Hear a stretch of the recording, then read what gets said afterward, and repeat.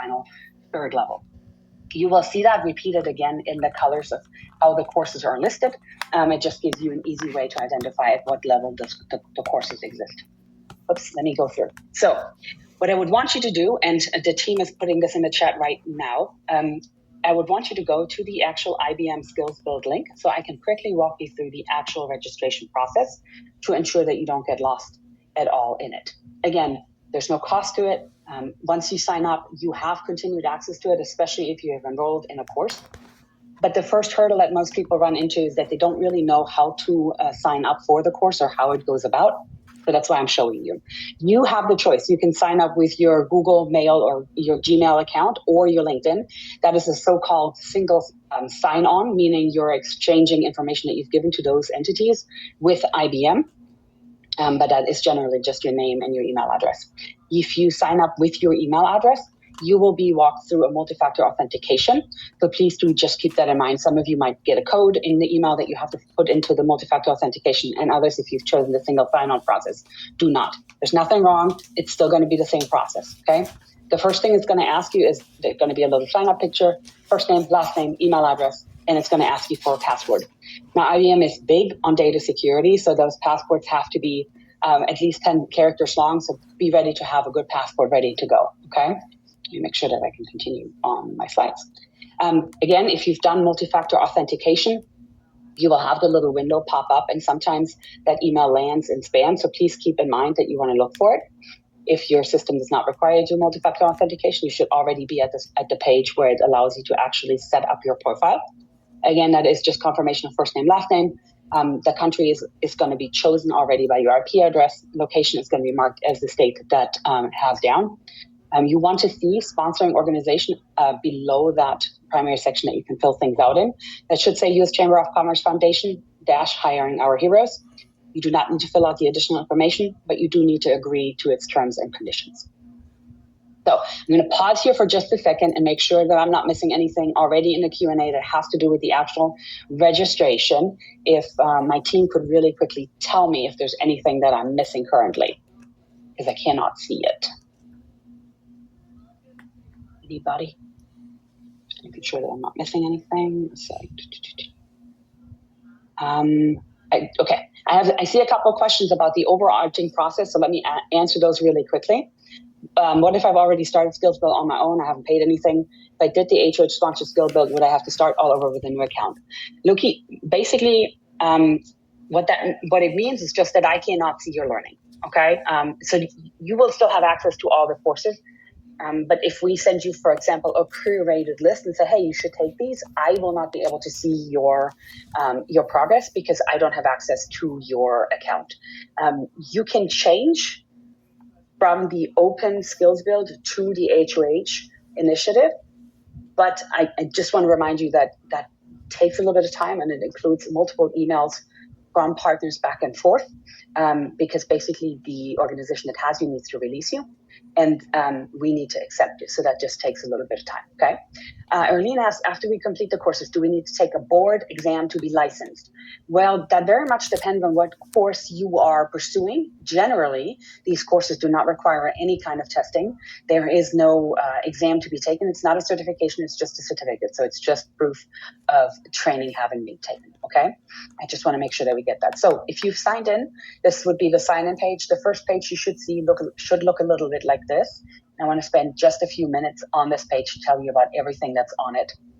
Now, if I scroll down a little bit, you will see it a little better. But as you saw, there's a large search bar. We'll get to that in just a minute. On the right-hand side, hidden behind the virtual assistant is the AI level up assessment.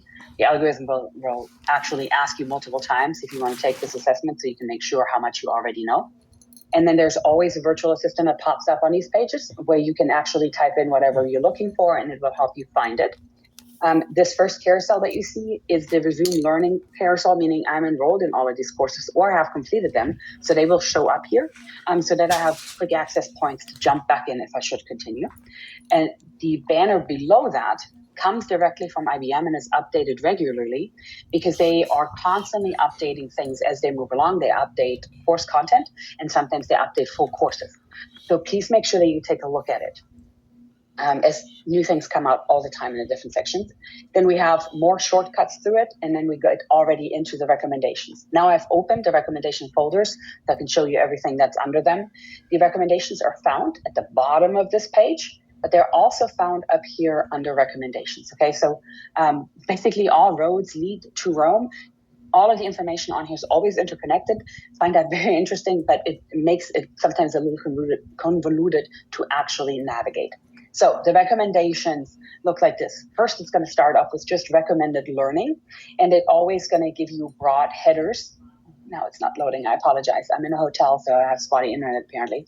But the broad headers that are existing is like, hey, if you're looking at cybersecurity, here are the courses that flow along with it.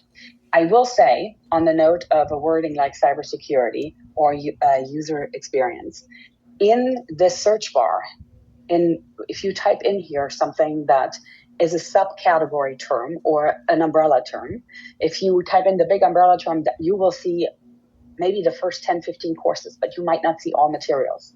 So if there's something specific in an umbrella term environment, for example, I always say, if you're looking at cybersecurity, but you're really interested in Python in data science, which falls under cybersecurity, you won't find that by typing in cybersecurity. You need to actually type in Python for data science, and then you will be able to find the course. Okay. Additionally, they have, of course, full credentials that you can definitely use to put on your LinkedIn or your resume. And again, they're basically combined with areas that they feel are connected. So they have broadly put together cybersecurity fundamentals, and they might pull different areas in that you wouldn't think that belong to them, but they actually fall on, again, under the umbrella term. And then they have things for project management, as you can see, for lifelong professional skills, etc. So it's always worth exploring. You can also look at this basically at all the courses that correlate in any shape or form with a specific job role, so that you can find basically courses that would have application to whatever field you're trying to get into. And then they have further more programs where you can figure out how to explore more learning, how to get more involved in a skills build community, because of course they have a community, they have mentors that you can work with as you're going through this. And they also have a summary under develop core skills, where you can look at job roles as well as pathways to get there. And they basically cluster together technical skills and then practical skills as well. All right, with that being said, I want to jump over here one more time. We have a relatively small group, so I can have lots of time to answer questions. Okay. I keep receiving a screen saying error, internal server error after signing in with my LinkedIn or Gmail.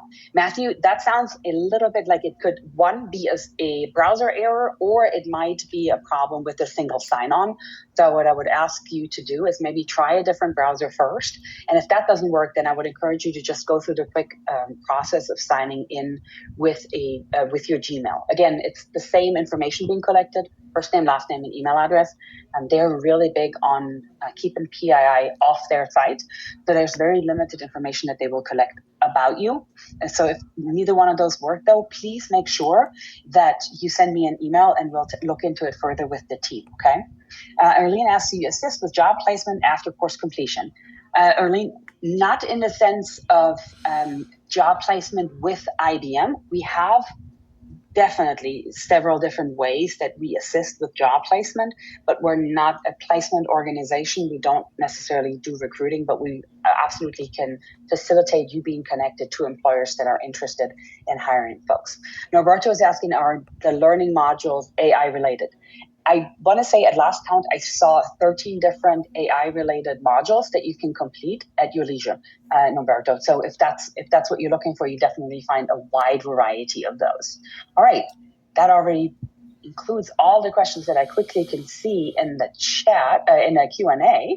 I just want to make sure, virtual events team, am I missing anything? Somebody come off mute and tell me. Nope, I don't think you're missing anything. All right. Okay, then let me one more time tell you, please go ahead and come in the Q&A and ask me questions as we sit here. The team has also posted my office hours as well as my direct email address. So if you have issues, you can't get on the website for whatever reason, please feel free to email me and I will follow up with you one-on-one. Brett asks, is there a link on site to match the current skills I have as a 25 uniform with a pathway for courses to complete through IBM? I'm not sure. So Brett, I will straight up tell you, you didn't tell me what service you're in, so I don't want to assume that a 25 uniform is in the Army. And I will really tell you, I don't know what a 25 uniform is. I don't think there's a link on the site to match the current skills that you have. There are several ways that you could do that. You could use their virtual assistants on the homepage to just kind of say, I would like to match these skills, and maybe take your top 3 that you have as a 25 uniform and see what courses they recommend. That might be the easiest way for you to match your MOS to the specific courses. I would also tell you that I don't need you to stay within your MOS. You can explore anything. So maybe you think that you look into this and say, okay, I'm going to go in and I'm going to look at project management, but then you're interested in AI certificates, and then you get drawn into the artificial intelligence piece, and then you want to know how that influences. For example, they have videos and explanations on how AI is influencing soccer, and how the soccer world championship will be played in the US, because AI is literally changing how it's being documented. So it is a lot of times IBM Skills is just used as somewhat of an exploration page, if that makes sense. Okay, I hope that answered your question. It was a really long answer. All right, Erlene says, we can include the certifications on our resume. Absolutely, once they're completed. The algorithm will actually make you create a Credly account, so you can actually claim your certificate, your digital credentials. And those credentials can then be placed on your resume if you would like to show your professional development there. And you can put it as well on your LinkedIn, okay? All right, I'm gonna keep on answering things as I go through here. Loki says, just to confirm, if I did try and transfer my existing personal skills build account to HOH, would I lose the progress I've already made in the coursework? Loki, I don't know. Unfortunately, that would be an IBM question to answer. I would guess not. If you're worried about risking it, you can absolutely have 2 accounts with different email addresses. And again, you're not really missing out on anything if you have a personal skills build account versus an HOH skills build account. The biggest thing is that we at HOH we don't see you as a participant in our programming. We can't tell that you've done the trainings that we might have recommended for you, okay? And then that would just require you to, like, if somebody were to ask you, hey, did you do this course? We would just ask you for a screenshot, and then we go from there, okay? And if there's any question, you can always reach out to me, and I can confirm for people what you have completed or what you haven't. All right, let me just make sure that I'm going through these and I'm not missing anything. Victor says, if I like the IBM Azure engineering course, can I study that here, or at least some of the courses before the paid test? Now, Victor, I'm going to use your question really quickly as an example to see what we can find. So let me go back, see if I can just share again. I have to just move screens around, so bear with me. So let's go back to the homepage, and let me just type in Azure and see what actually pops up, okay? So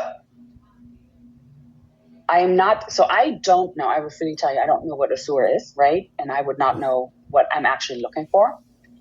As you can see, there are some areas that have to do with it. It might not have anything listed under Azure, right? So let's see if I put in engineering, if that gets me any further. Again, there are over 1,000 courses on here, so I might not have anything that specifically deals with it. Victor, could you confirm to me really quickly, give me maybe like an umbrella term that Azure engineering would fall under? That way we can look it up live and see what else I can find on there. If you want to just put it in the Q&A real quick. And please, everybody else, if you have questions, feel free to put them in the Q&A box. I'll be happy to answer them as we're going along here. Just cloud computing, okay. So cloud computing should definitely show up in here. Computing. And as you can see, it's immediately going to give you a couple of options. Oops, let me just wait for it to show. So for example, I just want to point this out really quickly. If we're looking at cloud computing fundamentals, for example, it's going to show you everything that's in here, okay? And Erlene had asked if you can put the certificate on your resume or your LinkedIn. This Credly account information, that's the setup that I was talking about. That's where they ask you to set up the account. And then there's credential information. That's how you claim it, okay? But cloud computing has different courses in it. As you can see, they're all a couple hours long. And down here, most of the time it's going to give you feedback. And some of these courses, it will also tell you if there are any related courses. So sometimes you just need to scroll down in them and see what else you can find, okay? I cannot see everything. So just want to make sure security. Anthony is asking, is Security Plus and Network Plus in the course? Is Security Plus and Network Plus in the course? Okay, you're asking great questions. I'm not sure, friend. So let's see what we can find, okay? Security Plus. I might have to just type it out and see what happens. Okay. So my quick search of security did not immediately return a result, Anthony, as you were hoping for. But there are other areas that security is being covered in. I will tell you now, if you're looking at the Security Plus or Network Plus certification, Onward to Opportunity is going to be your best bet as they pay for the actual training and your test, okay? Victor, I'm standing by to see the link. If you can find it, I would love to take a look at it and make sure that we all see the same thing. All right, and I have no further questions. If you have questions, please put them in the chat. I'll just be hanging out, making sure that I'm not missing anything. And Lindsay, if you see anything on your back end, please let me know if I'm missing anything. I want to make sure I'm not missing nothing.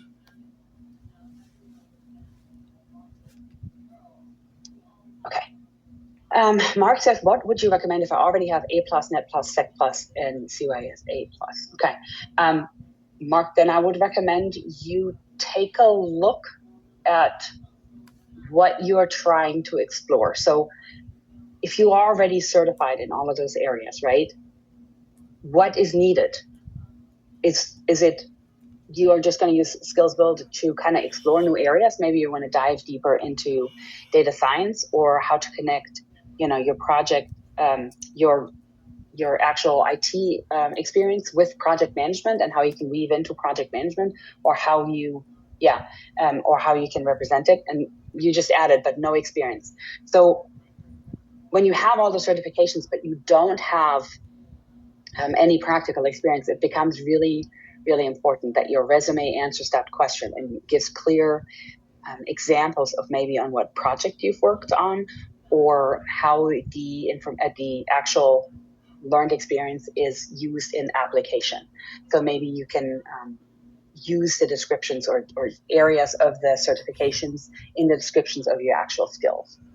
All right, let me move through these so I don't forget before we run out of time. Arlene says these credentials cannot be used as college credit, correct? Because I also want to get my associate's in IT. That would be a question of the certifying university or college, Arlene, because I do not know what they accept. For example, the organization that I'm certified through Human Resource, they have a long list of what they accept and what they don't do, okay? How does the IBM internship differ from IBM Skills Build? They're completely two different things. IBM Skills Build is a program that's open to everybody, regardless of employment status. An IBM internship, and again, Alicia, I'm not really sure what you are conferring there to, would normally mean that you are in a work environment in IBM and you are actually doing duties for someone employed or with IBM. So IBM Skills Build is just meant as a resource tool and a reskilling and upskilling tool that allows you to, free of charge, explore a new area in IT or tech or project management, okay?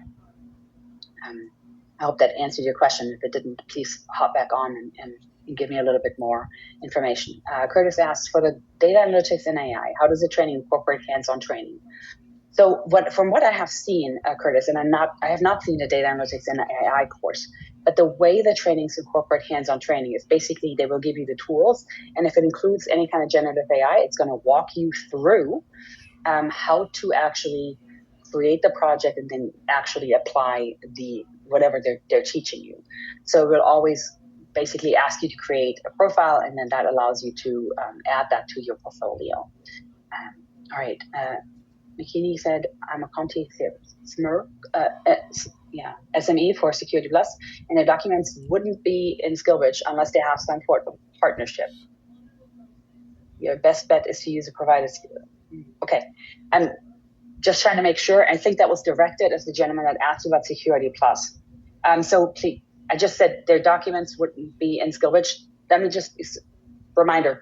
SkillBridge is different from Skills Build. Skills Build is just a platform. SkillBridge is a transitioning service member program. Okay, so they're completely two different things. They're not related to one another. IBM might have an internship. They might host fellows. I'm not sure. I'm currently not aware of it. They have apprenticeships, which is different from an internship because an apprenticeship is paid. So I just want to make sure that we're on the same note here. Okay. Mark says a Western universities offers credit for certificates. So please just make sure that you confirm that with the university and that you have a clear idea of what you're doing there, so we're not wasting time or money, right, on anything.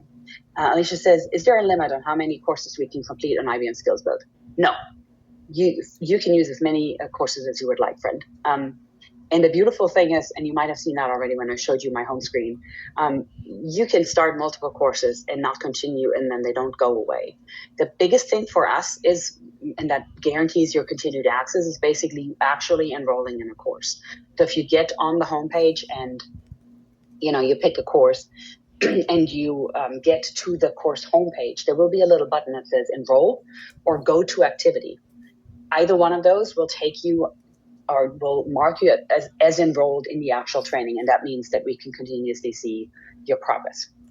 And I hope that answered your question. McKinney says that was a typo. Okay, great. I just wanted to make sure that sometimes we have confusion between Skills Build and SkillBridge, and I just want to make sure that we're not comparing the two, because they're two different things. Okay, with 3 minutes to go, we still have a few minutes for questions. Do we have anything that you want to ask really quickly in the chat or in the Q&A? And if you have not yet looked at the chat, I would recommend that if you have any questions, you quickly copy and paste the link for my office hours as well as my direct email, so you can ask me directly after if you have further issues, okay? But if you have any open questions, please feel free to put them in the Q&A, and I'll be happy to answer them as the clock ticks down.